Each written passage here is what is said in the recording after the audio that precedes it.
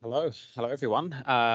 Welcome to the last webinar in our webinar series, Stormwater 360 webinar series for 2022.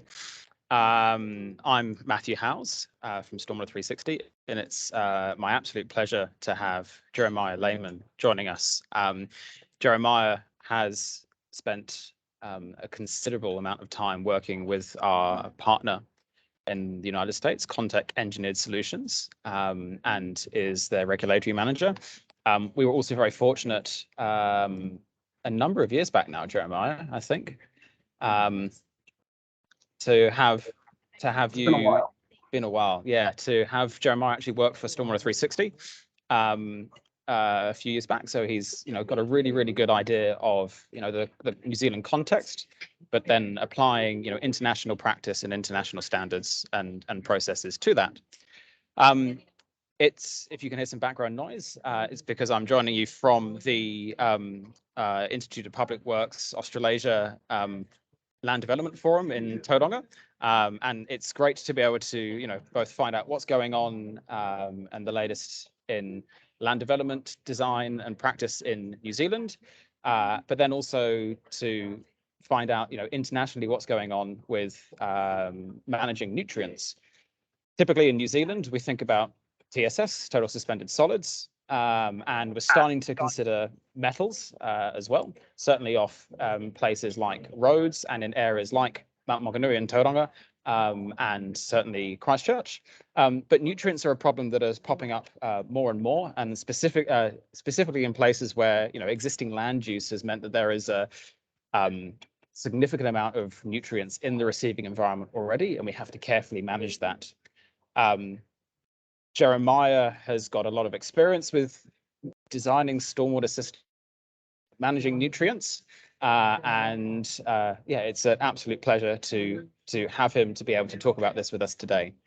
If you have any questions throughout this presentation, if I can ask you to please type them into the chat feature, and then once the presentation is finished, I'll be able to ask Jeremiah and send that through. So yes, if you can use the chat feature, that would be fantastic. So Jeremiah, without further ado, it's over to you. Right on. Thank you very much, Matthew. Kia ora, everybody, and hope y'all are doing great. My name is Jeremiah Lehman. It is my absolute pleasure to be able to present to you today. I have been doing stormwater for a long time, as Matthew alluded to, and this nutrient issue is one that is, from an engineering perspective, it's a very good problem to try to tackle. So there's a lot that goes into it. We're going to look specifically at phosphorus and nitrogen. So I do want to, again, extend my thanks to Stormwater 360 for hosting this series of webinars. And I have a lot to cover, so I'm going to try to keep it on track so there's plenty of time to answer any questions you have. But before we go too deep into it, little of my background. I've been a stormwater engineer for about 20 years. I'm currently up here in the Pacific Northwest of the US, right in the Portland, Oregon area. And I moved out here from New Orleans about 20 years ago. And it's kind of ironic that I would leave a place that is below water and drive basically as far as you could possibly go geographically across North America within the United States and study stormwater there. But I did have the good fortune of living in New Zealand and in a beautiful little area there, if you can see the highlighted Castro Bay on the North Shore. And generally throughout my life, I've been very fortunate to live in places that have an abundance of natural resources, especially water ones. And it is my passion and my career choice to do my best with stormwater runoff to try to improve those places. To me, stormwater represents kind of the final frontier of water quality from an engineering perspective. As a society and as people, like, we do pretty well with water treatment. We do pretty well with wastewater treatment. These things are fairly predictable and formulaic. Stormwater, however, changes depending on where you're at, and it's got a lot of nuances to it. So this brings us to our topic today, nutrients. This is a burgeoning issue in New Zealand. This is an issue that has come to the forefront in parts of the United States. And so let's just go over how this presentation is going to work. We're going to just do a little bit of background on, why nutrients are an issue in urban stormwater. We're going to talk a little bit about the chemistry and the speciation of nutrients within stormwater. Speciation is going to be something that comes up a lot, so it's pretty important to get that in there up front. We're going to look at some of the challenges in treating stormwater runoff. And then we're going to go through a brief overview of different regulations. And hopefully the bulk of my time here will be spent on reviewing current data. This is a very data-driven industry, and we have a lot of resources to choose from to help influence and inform the design decisions that we make out there. So we'll spend a good amount of time looking at that, and then talk about some of the implications for the future and kind of where we think this is going. Really briefly, I want to mention some of the terms we're going to use here. Best management practice is one that's bandied about a lot, but I don't know, part of regulations, especially in the United States, seems to involve the continuous reclassification of things. So the term stormwater control measure is also kind of in favor right now. To me, these represent basically the same thing. These are in the stormwater context. We're talking generally about post-construction designed and engineered systems and practices that deal with stormwater quantity and quality. Here we're talking about quality with nutrients. We're also going to get into a little bit of manufactured treatment devices. And this is a category of specialized, specialty designed features that are typically proprietary and are sort of on the cutting edge of going after signature pollutants. Little background here. Phosphorus and nitrogen are critical biological nutrients. They're necessary for pretty much every organism's life on this planet, save a couple sulfur digesting bacteria on the bottom of the ocean floor, where presumably stormwater runoff isn't a problem. But there you can see them on the periodic table over there, grouped up. What's really interesting about them is their prevalence. They are naturally occurring substances. And so with that in mind, they occupy a lot of different niches in the aquatic chemistry regime. We're going to talk a bit about that more. A lot of that depends on how we analyze them. So the chemical analyses and the way you, for instance, submit a sample to a laboratory in order to quantify the phosphorus or the nitrogen that's in a given water column is pretty important. And so basic fundamentals, we're worried about these things separately. They are both limiting nutrients in different aquatic environments. So phosphorus is typically the limiting nutrient in freshwater systems, and nitrogen is typically the limiting nutrient in saltwater systems. Now, having had the absolute pleasure and good fortune of living in New Zealand and traveling around a lot, y'all have a lot of both. You got freshwater systems and a lot of estuary and a lot of sensitive marine systems as well. So it is important to look at both of these nutrients kind of as a group, but also important to realize how separate they are in terms of how they behave. So let's start with why we're concerned about them. The biggest reason typically is due to their impact on natural water bodies. And in both the salt and the freshwater environments, they contribute to eutrophication. And just as review, what does this mean? They're nutrients, after all. So excess amounts of these that come off of our urban landscape or from agriculture or from other human land uses contribute to excessive concentrations of these elements in water bodies. And that's great if you're algae. It's like Kool-Aid, to a 14-year-old. It's absolute nourishment. And so this typically causes these big blooms in algal populations, and they go crazy. Those big algal mats often block sunlight from going down into the depths of that water column, prohibit the growth of beneficial aquatic plant species. But the most important aspect of them is that when these things eventually die off, The decomposition process that they go through sucks up huge quantities of dissolved oxygen, which deprives these of other fish species, other aquatic species, and can cause massive fish die-offs. And here in the US, we've seen a lot of that. Excuse me.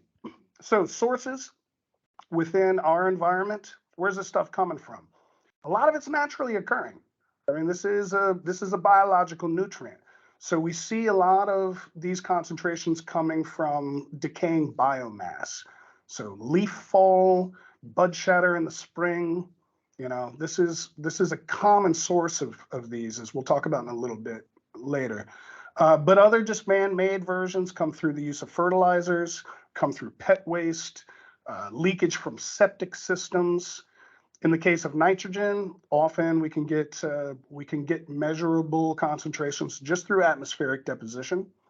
And agriculture is a huge contributor to this, right? Because not only do you have the fertilizers, but you have the animal wastes, and often concentrated together. Now in the US, the way stormwater regs work, agriculture is, I'm not going to say it's exempt, but it certainly has to follow separate rules that are completely distinct from urban runoff environments. So while I'm going to touch on it a little bit, I'm going to focus mostly on non-agricultural sources and conditions. All right, let's get into the chemistry of this stuff. This is where it gets fun, y'all. So what's really fun about nutrients, or difficult and challenging if you're not into solving the problem, is how the speciation or the fraction of these elements occur. So in each case, we're looking at phosphorus right here, but the total concentration of phosphorus is going to be divided between one fraction that's associated with particulate and adsorbed to sediment particles, you know, or complexed into organic matter, and another one that exists in a dissolved phase.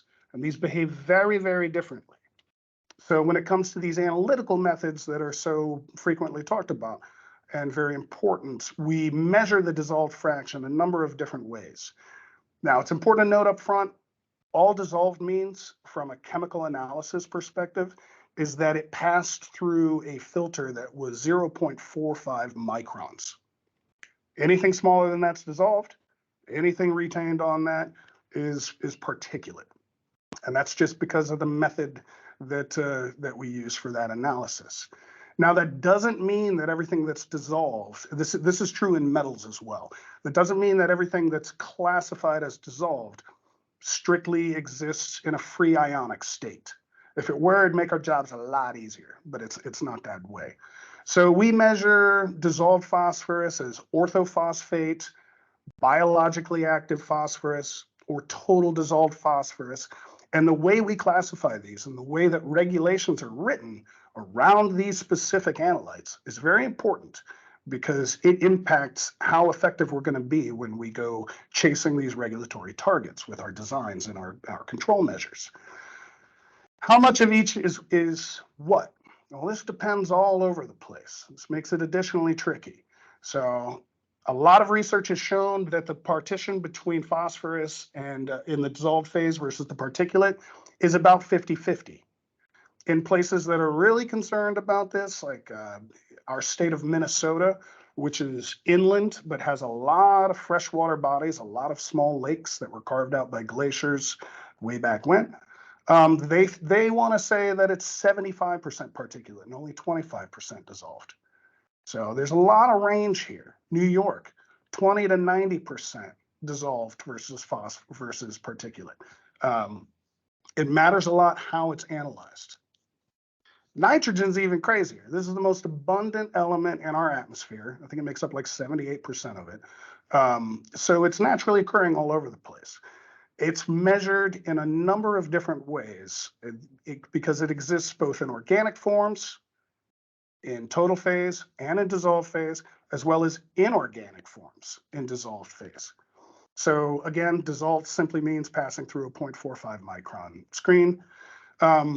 A common analytical method and classification is total Kjeldahl nitrogen, TKN. You'll see this a lot. It is the addition of total organic nitrogen, so both dissolved and particulate phase, plus ammonia. Partitioning is all over the place. I was able to cite one example here. This came from a study in Florida that puts the bulk of it as dissolved organic nitrogen. So this speciation is related to stormwater factors such as storm intensity, number of other factors. The key takeaway here is that local knowledge is the best knowledge, and without some kind of localized study, you're not going to get a good answer as to what percentage is in what phase for either of these two nutrients. Key to the nitrogen issue, however, is the way that it is processed and the way that organic and biological systems transform it. So nitrogen exists in the atmosphere as N2, right? Organic nitrogen is compounded with all sorts of organics, and basically bacteria thrive on this. And there are two different ways in which it gets transformed. One is deemed largely nitrification, which is a typically aerobic process. And that's going to take you into the dissolved phases of nitrate and nitrite. Now, these are both anions, as opposed to a lot of the dissolved metals and things that we target, which makes them really difficult to target and remove in a passive treatment system. But more on that later. The denitrification process that eventually converts these to atmospheric nitrogen is a process of a totally different bacteria and is an anaerobic process. So if you are going to convert elemental nitrogen that comes out and has been absorbed into organic matter and ends up into your stormwater stream, if you're trying to truly remove that, you're going to have to go through two stages, one aerobic and one anaerobic process. So we'll touch on how that's tricky. Even worse, they won't necessarily stay in one phase, right? So half of it might be bound to sediment, but during the course of how that sediment is being transported through the stormwater conveyance system and through our BMPs, it might shift from one phase to another phase. This gets really tricky. This brings up this photo here. This is one of my favorite photos. I spent the early bulk of my stormwater career driving around, taking stormwater samples, out chasing storms in a van, just like targeting whatever rainfall was going to go.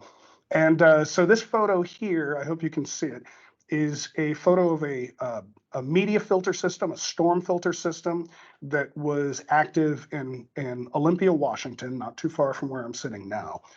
And we knew we were sampling it. You can kind of see the sampler that's hanging right here inside this vault. Of course, this is underground. And so my partner John and I, we drove up. We knew it had rained. We knew we had a good storm event. We were ready to take our samples and process them and get them to the lab. And we opened up this vault, and inside it was bright pink. It looked like a confetti ball had exploded.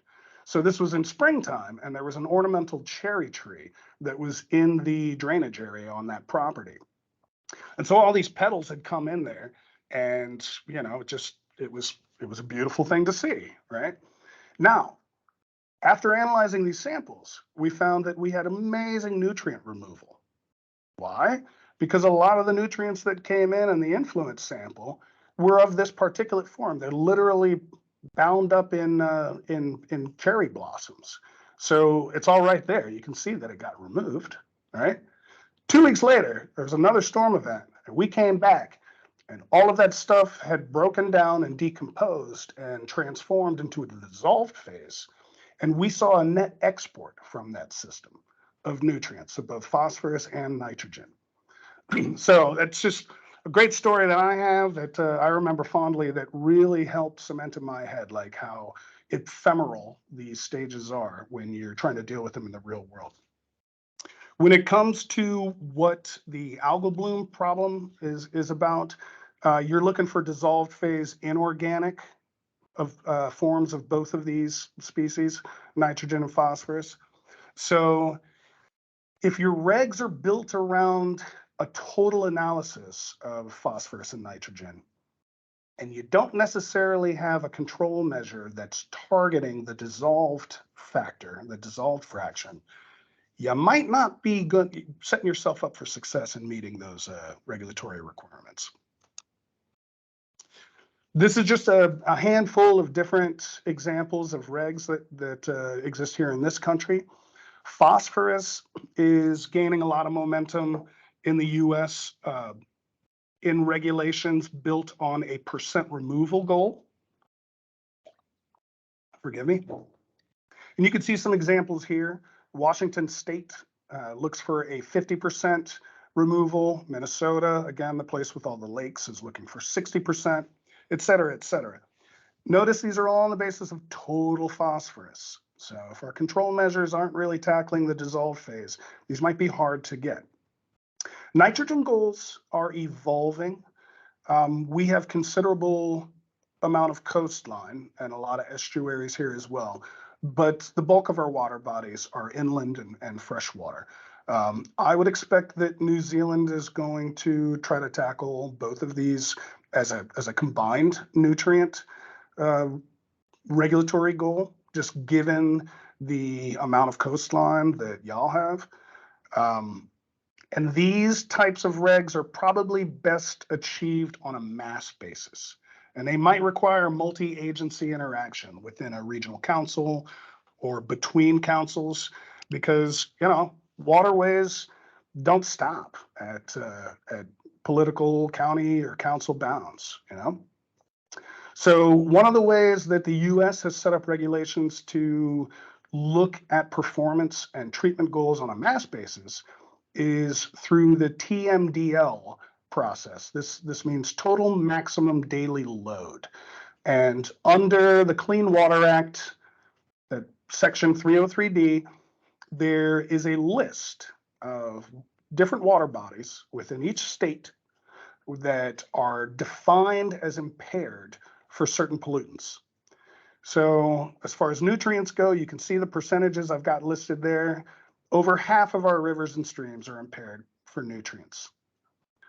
Total phosphorus leads this category, but the total maximum daily load basically establishes for each watershed draining to a given water body that's impaired, it quantifies what the total load can be for any given constituent, and your regs need to be developed to meet those daily mass loads. This is a pretty good system for setting it up. I would also note, though, that in the US, this system's been around for a long time, and there's a lot of states that are only now coming around to trying to address these requirements and take care of them. And it's tough because it might not be your state, right? These things are mobile. They go from one water body to another. Like I said, I used to live in New Orleans, which is right on down there. And it is basically, you know, it is the end of the entire Mississippi River basin, which you can see there drains from all across the continental United States. So good luck coordinating regulatory efforts across that much of an expansive geography. Other areas in the US have done a pretty good job. Over here, this bay, which sits right in the mid-Atlantic there, across Pennsylvania, Maryland, and Virginia, and a couple of other states there. The Chesapeake Bay has a pretty aggressive and pretty successful TMDL process. In order to try to meet their nutrient requirements, states like Virginia, that VA there, are experimenting with, well, actively using, I shouldn't say experimenting, credit trading, just kind of like carbon credit trading, where the idea is if you're a developer and you can't for some reason control nutrient runoff from your site into a receiving body, you can buy a credit from an upstream farmer who's going to let his land go fallow and not operate, not fertilize, and not discharge. So there's a lot of different schemes out there for doing this. I mention this because, you know, in New Zealand, there's a lot of continuous waterways that span a lot of territory. The Waikato comes to mind. You know, so different ways of setting up regulations are pretty important when it comes to how we're going to meet these goals. So next, let's move on to looking at some of the treatment practices and see what we've got here and how it might address this issue. Fundamentally, we all start with sedimentation processes. Pretty simple. Heavy stuff sinks, light stuff floats. This is good for anything that is associated with a particle. This doesn't always help us with the dissolved phase of different constituents. When it comes to nutrients, might be able to tell a decent story here with something like a wetland pond because of that anaerobic phase that's still there. So those dissolved nitrate species of nitrogen do have an opportunity to go through that denitrification process if your residence time is long enough and if conditions are correct for that. We'll look at some data in a little bit here and see how that measures up. But typically we go after these with kind of a little more sophisticated processes, often with filtration. When we're talking about filtration processes, it's important to split out how the unit processes that are all kind of quantified under filtration break down. And for stormwater chemistry, I think in my opinion, the easiest way to do that is to look at active or chemically active or sorptive media versus just inert filtration. So inert filtration, you're simply putting a physical barrier there that's going to trap particles. It's going to trap everything that is associated with that particle, and it's going to hold it and keep it out of the effluent stream, assuming that whatever's associated with that particle doesn't break down and transform, like my cherry leaves, right? With active or sorptive media, you've got something in there, and these somethings can range from all types of different materials that we use in order to provide some sort of passive but chemical sorptive kind of process. So we're talking about activated carbon here. We could talk about activated alumina. Iron is often used in order to remove orthophosphate through surface precipitation. And so you're looking at materials that are going to provide a cation exchange, organic sorption, surface precipitation, etc. So two different categories of what a filter is here. And then finally, we'll talk a little bit about biological processes. Now, this is where our wetland systems, which like the pond sedimentation processes, take up a lot of space. This is where they really succeed because you are trying to mimic, and especially for nitrogen, that nitrogen cycle, right? You're often providing the anaerobic and the aerobic zones within a water column. And more importantly, you're providing some sort of organic carbon source, right? That the biological elements that take care of these things, these nutrients, are really looking for. So it's not enough for them to just simply have and I'm talking about phytoplankton, I'm talking about zooplankton, I'm talking about plants.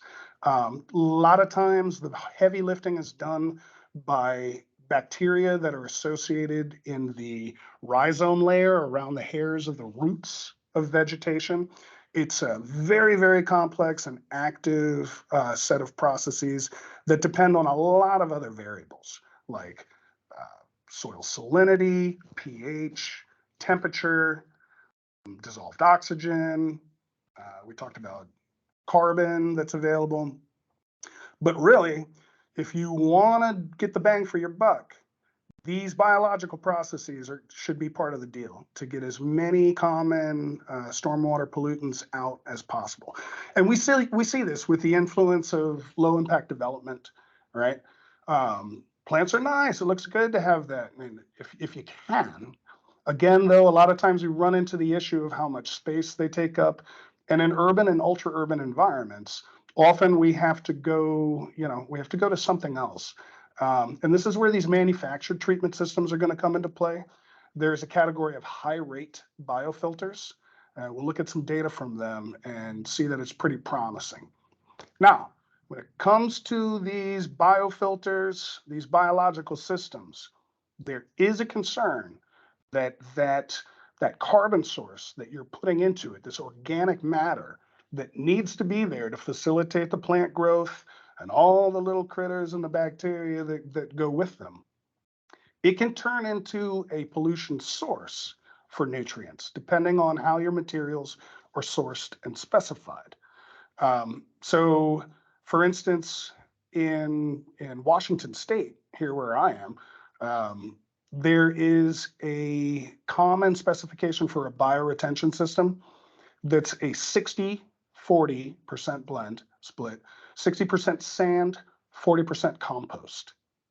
Now, studies have shown that this compost, while it's really effective at sequestering metals, has a tendency to export nutrients. Go figure, right? We put this in our gardens to facilitate tomatoes, you know. So I've got this little illustration down here at the bottom. You want your bioretention system, you want your biological system, your biofilter, you want it to be a sponge for pollutants. You don't necessarily want it to be a tea bag for them, where they're getting into the dissolved phase and exporting. Washington noticed that their compost blend here was doing this through years of study, so good on them for having done the research behind it. And just last year, they released a specification for a high performance bioretention soil media. Okay, so what they've basically done is tried to eliminate the compost from their media filtration blend and replace it with other sorptive sources that don't have that excess nutrient loading for export potential. They are hoping to have these things installed in phosphorus sensitive receiving waters. It's notable that there isn't really a good definition for what that is, but let's look at the spec first. So hopefully you all can see this if your monitors are large enough. But there's basically these three types that they've put together to address different categories of regulatory compliance. So the first is simply for solids and metals. The second is for solids, metals, and for phosphorus. And the third is for basically all of the water quality objectives, including low impact development requirements. These requirements, I should note, are specific to the regulations of Washington State, but it serves as a good illustration. And let's just look at the type 3 here. So these are 12-inch per hour design rates. And you'll see that the mix itself is 18 inches of a media blend that's 70% sand, 20% coconut coir, and 10% biochar. Underneath that, there's a 12-inch polishing layer of activated iron and aluminum. And you can see the cross section here. First thing I think of, having been on a lot of installations and looked at a lot of different stormwater treatment designs, is you better have a skilled contractor who's going to source these materials and install all those things into the proper specification. It's pretty detailed. On top of that, recognizing that the problem they had with the compost initially, with their very simple 60-40 specification for bioretention soil, was that the sourcing of it wasn't really enforced well. They have put together these lists of different parameters, criteria for which analyte you need to test for, and restrictions as to what the concentrations for that analyte can be for every single component. So I'm showing you here just what the biochar is. It's 2 pages long. These analyses can cost hundreds of dollars, $1,000 each. So once again, it makes sense to try to tackle this issue with a conventional specification. But if I were trying to put this on a set of plans, making sure that I could source this material and make sure that it went through all of these chemical analyses, I know it's going to cost a lot more money, and it's going to need a lot more oversight when it goes to the installation. So trying to target harder to refine and harder to deal with pollutants and stormwater runoff is going to cost you more money and more resources. This isn't a surprise, but here's an actual example of regulations to that effect. Not sure how this is going to be implemented or enforced yet. I mean, this is still pretty new up here. This does represent kind of the cutting edge of technology and regs combining in the United States. I wouldn't be surprised if it ends up in court. Most things here do. But if you contrast what we're seeing here with standards from the older regs, you'll see that there's a lot of things in guidance manuals, a lot of tables, kind of like this one that comes from the Maryland Department of the Environment, that just kind of lists these very generic removal expectations for different standard BMPs. And I want to emphasize that a lot of these are outdated, and the data that we currently have, which we'll look at in a minute, doesn't necessarily speak to these values as being true. All right. So you look at this standard removal for nitrogen, for total phosphorus, like these numbers they're pretty even for a reason, right? I can't believe this comes from a large body of actual field data. Also, suspect when it comes to doing nutrient removal is the idea of a treatment train calculation. Now, this equation right here is prevalent in a number of different design manuals. I believe it exists in New Zealand as well as over here. And the idea is very straightforward. Treatment trains are often a great way to go. You know, you want to break down different pollutant removal unit processes by different installations. That makes sense. However, assuming that you can get the removal from one system, find out what that pollutant concentration is after that's happened, and apply the removal from the second system, and come up with what the total removal is going to be, starts to break down when we go past physical pollutants like TSS, right? Sedimentation processes are going to tackle the heavier particles first. Filtration processes, especially inert filters, are going to tackle particles and even fine particles, but only the particulate phase and not necessarily dissolved phase. If you have two similar unit processes, two similar systems, say an inert filter followed by another inert filter, you can't expect that you can compound the removal percentage of a dissolved contaminant based on what each individual unit process will give you.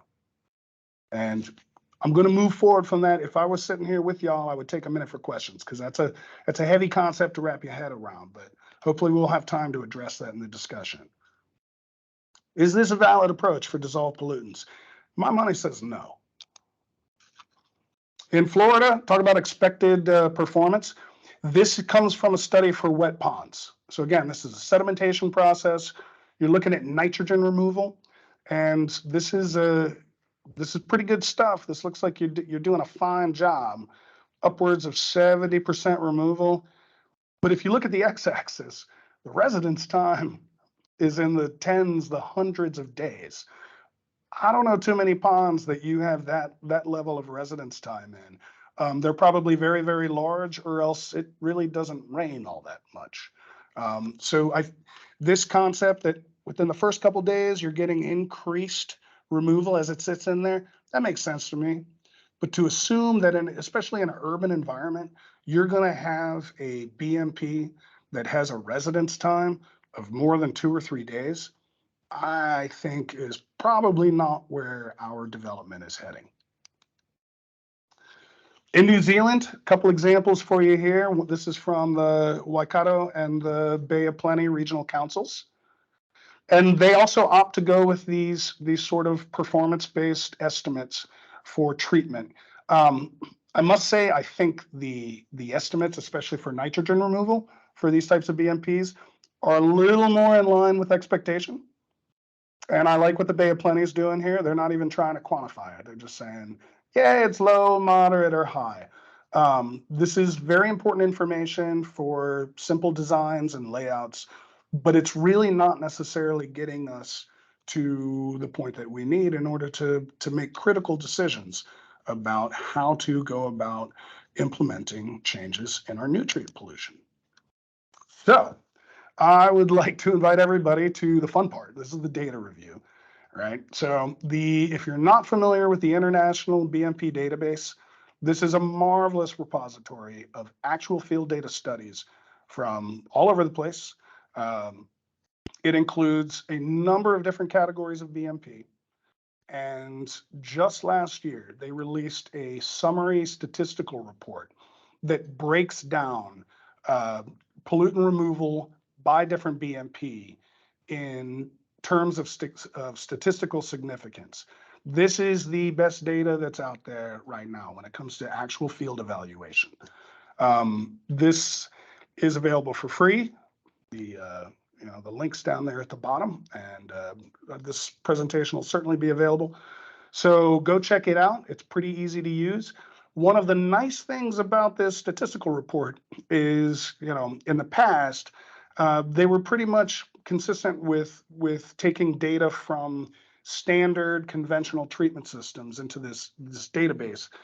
But in the last, 10, 15 years, there's been enough data generated from these manufactured treatment devices and these kind of specialty stormwater treatment systems that they have been included in their own categories. So there's a number of them that have been included. Hydrodynamic separators are in there.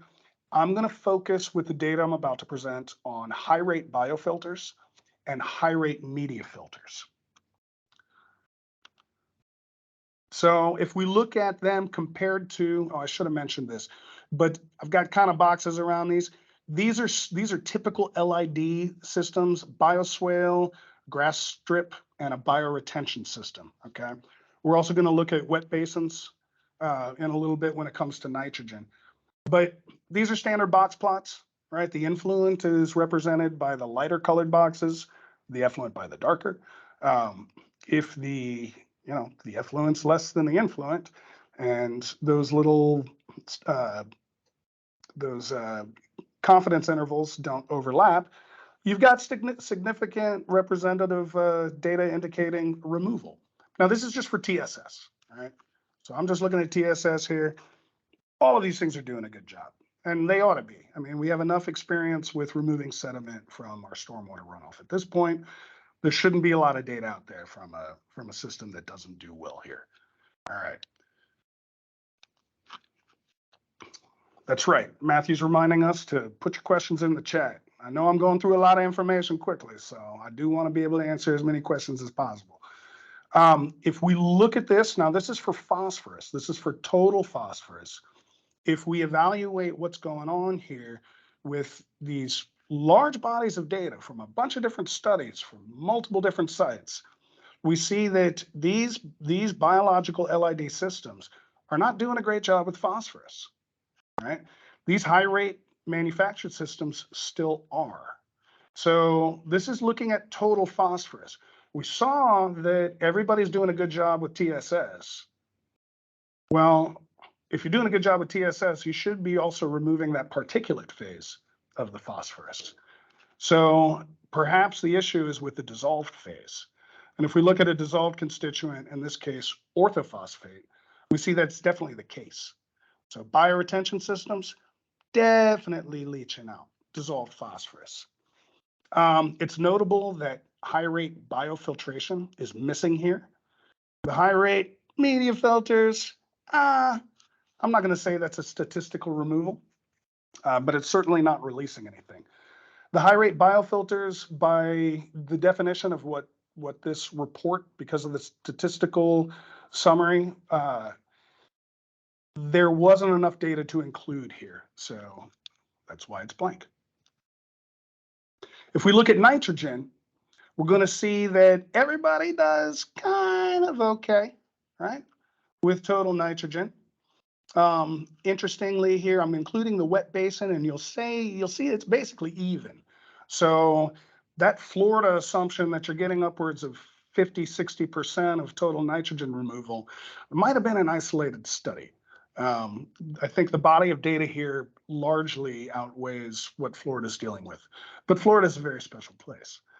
If we break this down, though, and we look at the inorganic dissolved phase, so that nitrate nitrite, we'll see that none of the standard bioretention systems, the grass swales, or the high rate media filters are really doing too much, right? But we go back to those wetland basins. Well, they're the ones that have that anaerobic retention time. And so from our discussion earlier about those biological processes and those anaerobic bacteria that are converting that nitrate nitrite back into elemental, or I should say atmospheric nitrogen, it's doing a job. Real data is the key. Another good place to source data is from the state of Washington. Now, if you want to see actual field data from a manufactured treatment device, this is where you go. This is a repository from, I think at this point, gosh, 18 to 20 different types of systems that are out there. Washington has goals for TSS removal and phosphorus removal. So systems that go through this testing process and demonstrate the appropriate removal per Washington's definition are awarded use level designations and are approved to be used for those specific constituent conditions within the state of Washington. Nitrogen is currently in there as a screening parameter, but I wouldn't be surprised given that Washington is a coastal state with a large estuary in the Puget Sound, that they will start including that as well. So in the next few years, if you want to know about manufactured treatment systems and their effectiveness with these specific nutrients, this ecology, Department of Ecology in Washington, the TAPE, the Technology Assessment Protocol Ecology, I believe is what that stands for, I should know, is the place for you. Other studies that are out there, we were missing some stuff with the high rate biofilters. So I did want to include a study here from a high rate biofilter. This is a Filterra study that was done by North Carolina State University. North Carolina, also a coastal state. They are part of that Chesapeake Bay TMDL Pact. Parts of the state are greatly affected by nitrogen. And, big difference between high rate biofiltration and standard biofiltration is in the high rate part.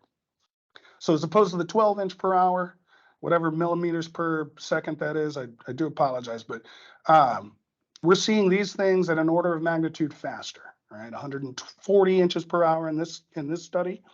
And I hope that's not too small for you there, but on a load basis, these systems are continuously getting removal of nutrients.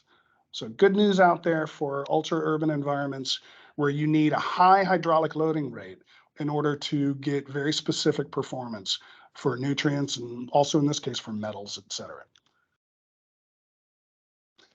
North Carolina State University, I'm going to stay with them because they certainly do more than just study Filterra systems or manufactured products. There is a very prominent professor there, Dr. Bill Hunt, and he released this study that shows for a standard bioretention system, I'm gonna break this down for y'all, a number of different nutrients here. This was a system that they installed, and as you can see from its initial monitoring period, that was 2-3 years into it, it performed quite poorly. Well, they came back to it 15 years later and found that its performance had improved significantly. The exception here of that orthophosphate, but I'm going to look at these concentrations and say they're very low to begin with. Now, so why would this be, right? We look at these bioretention studies. We said they didn't fare too well with nutrients. Well, what's the difference? The difference is simply in how the site is stabilized, right? The vegetation is stable. Those rhizomatous communities of different microorganisms have taken off. They're doing that job. They are actively removing and transforming those dissolved phases. And this is good news. This means that LID infrastructure that we're promoting all over the place It does have its niche for handling specific pollutants in the long term. However, I should note that 15 years is a long time to wait for your investment to start paying off when it comes to acute water quality issues.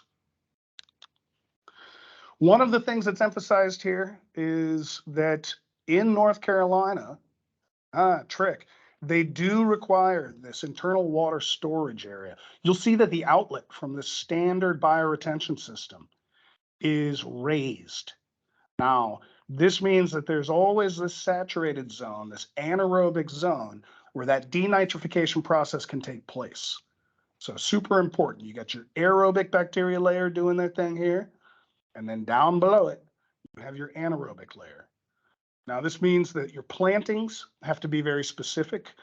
They have to be something that are potentially shallow root or definitely water tolerant. So again, local plant. I'm not a botanist. I'm just an engineer. But local plant selection is always critical when it comes to bioretention systems. Maintenance. I wish I could spend another 15 minutes talking about maintenance, but I won't, because we simply don't have the time. The timing and the type of maintenance can greatly have a huge impact on your cumulative load reduction for nutrients. So this, apologize, this graph's a little small up here in the top, but you can see as a function of tree canopy over the streets, the increase in both phosphorus and nitrogen within stormwater runoff. Now, this is from a study in Minnesota. It's common sense. I mean, this makes sense, right? You've got more leaf debris. We talked about how one of the primary sources of nutrients in stormwater runoff is decaying biomass. So this makes perfect sense. So if you can schedule your maintenance around seasonal leaf drop, or if you can have a treatment train that isolates the particulate phase or just the leaves and the debris and the organic litter itself, and if you can keep that from falling into the solution at large, well, you're well on your way to removing and permanently removing that nutrient load. So within a given BMP, a standard bioretention or biofilter system, remember those nutrients are being taken up into the vegetation. If you don't maintain that vegetation, for a swale, you need to mow the grass. For a bioretention or a high rate biofilter, you need to attend to the vegetation that's in it. This is pretty simple, but is often overlooked. A lot of times these installations go into residential areas and they're treated as simply as part of the landscaping. You know, the worst I've seen is when somebody comes in and decides they need to fertilize it. Like, let's add nutrients to something that is designed to remove them. So keeping maintenance in mind is important all the time with any given BMP. But what's clear about nutrients is the impact on seasonality of it. Design implications. You know, if you're going out there and you are a stormwater engineer and you realize you've got a nutrient impacted water body that's your receiving body, you really need to consider that dissolved fraction when you're setting up your design for treatment considerations and stormwater control measures. All right, so assume there's going to be higher costs associated with that. You're going to need non-standard components for bioretention. When evaluating manufactured systems, do look at the data sources that are out there. There's enough of them, so please do take advantage of that. Consider basic unit processes in filtration systems, such as whether they're just something like a simple sand filter or whether there's an active absorptive component to them. And then, of course, there's always additional studies to be done. We look forward to seeing more information in that BMP database. It is an international BMP database. I know there are studies from New Zealand that are in it. And I encourage anybody who is active in the academic field or in any kind of scientific position to contribute to the body of information that we have, to please do so and make sure that it gets populated into the tools and the databases that are out there for everybody's education. Whew. With that, it took a little longer than I wanted, but I think we got a couple minutes for questions. So I'll invite Matthew to come back in here, and hopefully, Matthew, you can feed me the questions, sir. Yeah, thank you very much, Jeremiah. There's an awful lot to unpick, and it's certainly remarkably complicated process to go through, especially if you're trying to get both nitrogen and phosphorus. Right. I'm going to just run through a couple of questions that have been put into the chat, and just going to start with one of my own to kind of set us up then. You ran through the removal processes for nitrogen and phosphorus, and it's very complicated. There's an awful lot going on, both in terms of physical and chemical and biological processes. How then can we best establish during that design phase of a project that the device that we are specifying, whether it's proprietary or traditional green infrastructure device, will then function as specified and as required? Is there a good QA process to go through? That's a great question. Material sourcing is key. So this is one of the reasons I think that when I was showing the data between conventional bioretention, biofiltration, and high rate biofilters, that we saw a difference in the data. So in our process over here, a specifier specifies what it's going to be, sets up the design. The contractor is responsible for going out there and getting the materials and installing it. That opens an opportunity for, where there's not necessarily a quality control at that point. There's two ways to kind of look at that. I think that regulatory structures have to address that, kind of like Washington has, by setting up these very stringent requirements and says, you need to test these components for your system. So having on-site engineering inspection of installation, and also making sure that the material sourcing has a chain of custody associated with it so that you can verify that it meets the requirements, is pretty important. And that's in some ways where, manufactured systems are a little bit easier to deal with because you're going to one single source for that. And, it's their sole responsibility to make sure that the material arrives as advertised. Great, thanks. And then following on from that, then, once we've established that the device is going to perform how we're designing it, Mike, thanks for your question here. And it's an interesting one because in New Zealand, the regulations are often focused on solely just a percentage removal. They might say 60%, Sure. A catchment plan might say we need 60% removal of nitrogen without the consideration of the load, concentration, or type of nutrient. So right. How is this addressed in the USA? Because Washington State, you said, has a requirement for 50% total phosphorus removal. How is that defined and set up for success rather than failure during that consent process? It's a great question. Two parts go into that. First of all, that percent removal assumes a window of influent concentrations, because if Mike's absolutely right, if you're not quantifying what's coming in, there's no way any competent engineer can guarantee what's coming out of it, right? And you can assume that a system gets 60% removal based on one or two studies.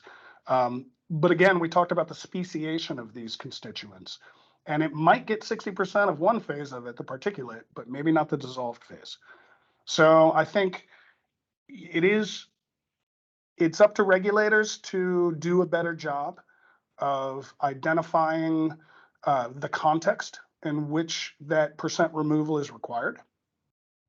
But in terms of being a good engineer and a good steward of the environment, using as much data that's out there as possible, and potentially, on some sites that are definitely going to be susceptible to a given pollutant, it's worth the time and the effort to just simply gather some data from that site.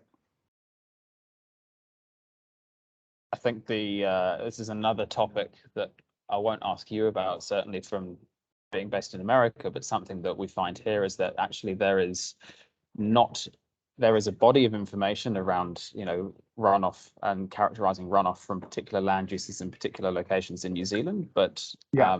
I think we could probably do with more of that. Absolutely right. All you academics out there, these are great research topics for your PhDs, right? Matthew Murdoch's asked us an interesting question. If an anaerobic zone is beneficial for denitrification and nitrogen removal, but can cause the mobilization of particulate phosphorus, how would you approach then the removal of both at the same time? Is it possible to do it with one system, or would we need a treatment train approach? And then I'm going to tack on, a little bit of a sub question to that. If we do need a treatment train, how then, if we're using a simple formula, is not the straightforward formula is not going to provide the outcome that we're expecting. With the treatment train, then how do we work out that what we're designing is going to remove what we need it to? I'll tackle the second part of that first. While I am suspicious of simple formulas for analyzing treatment trains, we got to start with something, right? So it's not a stupid assumption to go with a formula that's going to estimate removal. I think in terms of how the treatment train is structured, it's important to, so in the Matthew's case that he asked, if you would need to look at which process goes in what order. I would focus in that case on having a, perhaps an active filtration process or a biological process or something upstream of something that has an anaerobic or polishing component to it. It's tough and it's always case specific, but you making sure that you're not replicating the same unit process twice in a row and expecting monumentally different results is key in making sure you're making a treatment train that's going to work. So we're thinking that Matthew Murdoch in this particular case might need a treatment train? If he's looking for, the first thing that Matthew ought to do is quantify what his influent loads are. A good way to start is, these biological systems are kind of a catch-all. These high-rate biofilters seem to do a very good job over time, and there's a lot of information out there that can show you kind of the nuances of that. But if you're just trying to tackle it, a treatment train is not a bad idea. Again, I would also look at, specification-wise, if you're a practicing engineer, writing spec language about maintenance is also pretty important, and making sure that the site owner understands that and that it's part of the practice. We all hate to have these things just be installed and then forgotten about, right? So timing that maintenance and doing things like seasonal leaf removal in conjunction with just a permanent installed BMP, that might be sufficient just to get those shock loads out of the effluent. So then, following on from this, Mike's asked the question, and I'm guessing this is around maintenance and that side of things. How are credits for street sweeping applied? Varies. That's tough. The way the permit structure works in the US, there's a number of different minimum requirements under the Clean Water Act, and source control and kind of housekeeping is separate from post-construction water quality installations. In terms of managing the water, it's not separate. It's all part of the same bundle of things you have to do to ensure good water quality. But I think that varies. It's permit to permit, and it's location to location. Most importantly, it's probably site. If you're getting loading off of an industrial site, it's going to be a lot different than a commercial site, than a residential site, than something like a reserve or a park or something like that. So I'm sorry, I don't have a straightforward answer for that one because we don't have that shit figured out either. So I feel like with nutrients, there's never really a straightforward answer. Esan has asked an interesting question, which I guess more relates to the traditional green infrastructure devices and the high infiltration rate ones, is whether there's an effective temperature on the efficiency of wetlands and wet ponds. absolutely. And if there is then a way to increase the efficiency of the existing devices, and it seems to be more concerned around density currents Yep. and the effect of temperature on hydrodynamics and behavior. Absolutely. So very recent study came out of the U.S. showing that detention ponds in colder climates, so in the north and inland of our country, are subject to a lot of stratification, and which definitely impacts, just sedimentation processes. Forget about, biological ones. And this is especially true in places where it's really cold, and they apply a lot of, ice melting substances and salts and things to the road. I'm not sure how prevalent that is down, in the south of y'all, but this is something that we're coming around to seeing. I mean, you add a lot of salts to a detention pond, you're going to get freezing point depression, and so you will definitely get stratification. On the flip side, and in extremely warm environments, you can also get stratification just off of thermoclines. They are what they are. So I am not. I think the era of large wetlands and large ponds and things like that it's not over. But I think the real challenges that we're going to be faced with as stormwater engineers are really going to be retrofitting the existing built environment where we know the bulk of this pollutant source is already coming from, and we just don't have room for those things. So he's hitting on an absolutely correct issue, but yeah, I mean, there's different BMPs that are more appropriate for different areas, and that does speak to when we lump all of this performance data together. Is it really reliable to look at these broad ranges of pollutant removal expectations for a BMP category if the data you're looking at doesn't really come from your geography? Yeah, and it's certainly interesting the type of work that I get involved with, more say in the Waikato, versus what we're seeing, say, with some of the more retrofit applications, say down in Christchurch and in Auckland, both in terms of the approach to treatment and the levels of treatment that are simply practicable to apply. But then, how they're applied for even just within green infrastructure is certainly very different depending on where we are. So absolutely. And then just the last question, which I think we touched on slightly, but phrased and interested to see the answer from what Mark's asked, is whether in the States the standards. So we mentioned, Washington State has 50% total phosphorus removal. There's 60% in elsewhere, and they list I know that they provide a range of influent concentrations, but whether those standards are then based on dissolved reactive phosphorus levels or only total phosphorus, and they're typically total. They're totally total phosphorus. They are typically total phosphorus.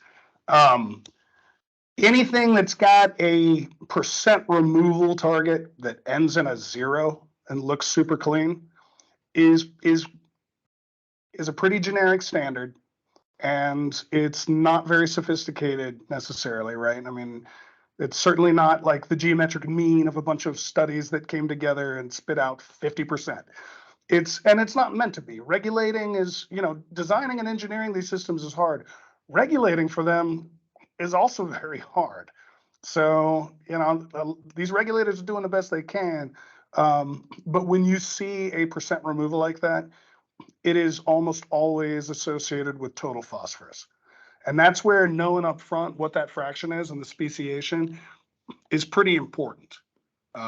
So then the approach taken in the States would be, well, we know we need to achieve, say, 50% total phosphorus removal, but then the consultant for that particular project has to go and work out the the fraction to know that they're designing then the right treatment mechanism to Correct. get 50% of that fraction from their site.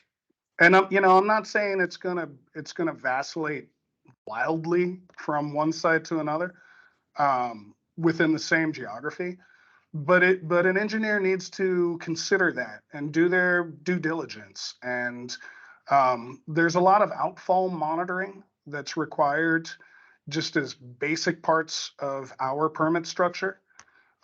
So large cities have that information is available, even if it's only in the generic terms. Bottom line is you need to do as good a job as you possibly can and put in your best effort. And so that means if there's not a lot of information there, you got to take advantage of whatever is and utilize it to come up with the best decision that you can make. It's not going to be perfect, right? This is an evolving field. That's why I'm in it 20 years later. It's still exciting and it's fun and it's very challenging. But for me, the constant learning and updating and getting better at it is really that's kind of what drives me generally. But as an engineer, I think that should be pretty important.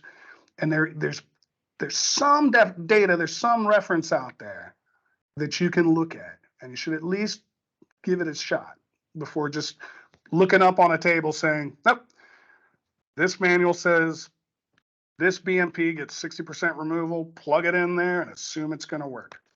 I mean, if we keep doing that, we're not going to improve our water quality. We're not going to meet our permanent goals for having a better aquatic environment.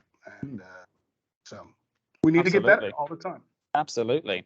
And then the last question that's just come in from Andrew Baldero might be, I will ask it on two fronts, and I might ask Kevin or Mike to chip in if they've got any questions or any comments on it. Andrew Baldero has said that he recalls nutrient modeling in Australia over 10 years ago for residential developments.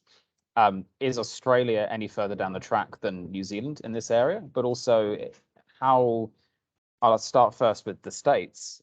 Is there been modeling done in the States for nutrient from residential applications? And then Mike, you can unmute yourself and talk about New Zealand and Australia. There is modeling. There's a couple different categories.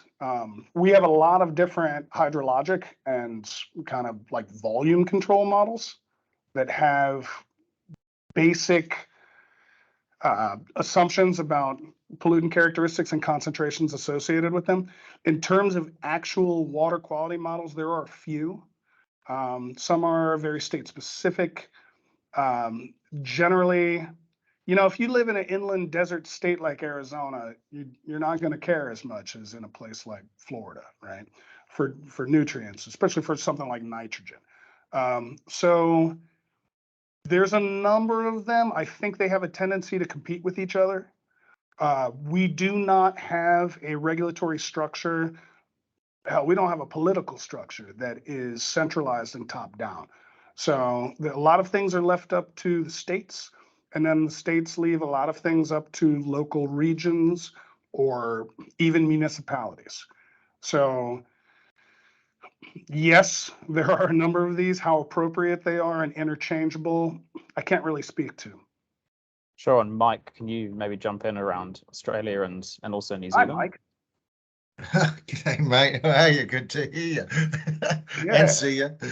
Yeah, Aussie. Well, obviously, I've worked in Australia for quite a bit of my life as well, and their focus is only on nutrients and somewhat overlooking metals, and it's all been really driven out of Australia because the two areas that had the biggest stormwater issues or the biggest waterways was Moreton Bay and Queensland and Port Phillip Bay and Victoria, and nitrogen is a big focus in Australia because they are saltwater area bays that were having algal blooms. So they're really focused in Australia only on nutrients, but other parts such as Sydney, they've got real heavy metal problems, but they've somewhat just put heavy metals away for some reason. I've heard an argument that if you can get nitrogen out, you should be able to get the metals out. But I don't really know if I agree with that or not, you know, because there is a range of metals, and how you manage them is also challenging, the different types of metals. There is, unfortunately, they are still moving forward in Australia on a total basis, and I think we're double counting when we're doing totals. We're looking at total suspended solids, and then we're looking at total total nitrogen and total phosphorus, and we've already counted that in the TSS as well. So I don't know why we're counting it again. But the new approval system that that's coming out of Queensland, mainly the SQUID has a minimum requirement of dissolved concentration for nitrogen, at least, I think, in their testing protocols. Your store, there must be a minimum in your screening of the test site. There must be a minimum amount of dissolved nitrogen. Unfortunately, they're still only measuring TP and TN. So there's a little movement in a way, but you know, we really need to start thinking of that dissolved component as well as the and TSS essentially, not just lumping it all into TP, TN, or total metals is what we do here too. It's not really giving you a full picture of the pollutant and its impacts it may have on the environment and how we're going to manage it. So, yeah. We do have a couple examples where regulations do focus on the dissolved phase. Washington is one of those when it comes to the metals. It's part of the tape process. You know, they're like, okay, you got total metals out? Great, good job. What about the dissolved phase? Because we know that's what's acutely toxic to fish, right? That's what's going to impact them. With regard to nutrients, I am not sure how the TMDL process stacks up in the Chesapeake Bay in these larger areas. I said earlier that I imagine it's mostly based on totals. I believe that's true. I do know that in Minnesota, they do have emerging, because it's the state's nickname is the land of 10,000 lakes. You know, years and years ago, a glacier scraped across it, carved out all these pits, filled up. You can catch all kinds of lovely freshwater fish species there. They're quite rugged and it's cold, and they're Minnesotans. But they do have targets for dissolved phosphorus as well as total phosphorus. So I think now's a good time to be asking these questions, because I think the science is established well enough that we can make these definitive statements saying addressing the totals is not going to be enough. You're not going to hit your goals in a long time, and especially if your goals are dealing with things like acute toxicity to marine species in the case of metals, or with algal blooms, which, you know, organic phase quantity of phosphorus or nitrogen is not available to algae for uptake. They're looking for dissolved inorganic forms of it. Give me the sugar. That's basically what they're at.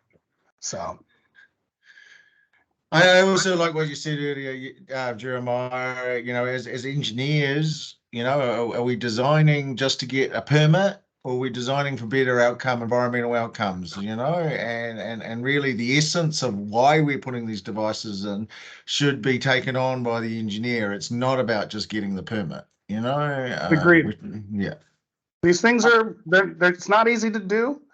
And, you know, people from site owners to specifiers to councils to academics, like, we're spending a lot of money to try to figure this out.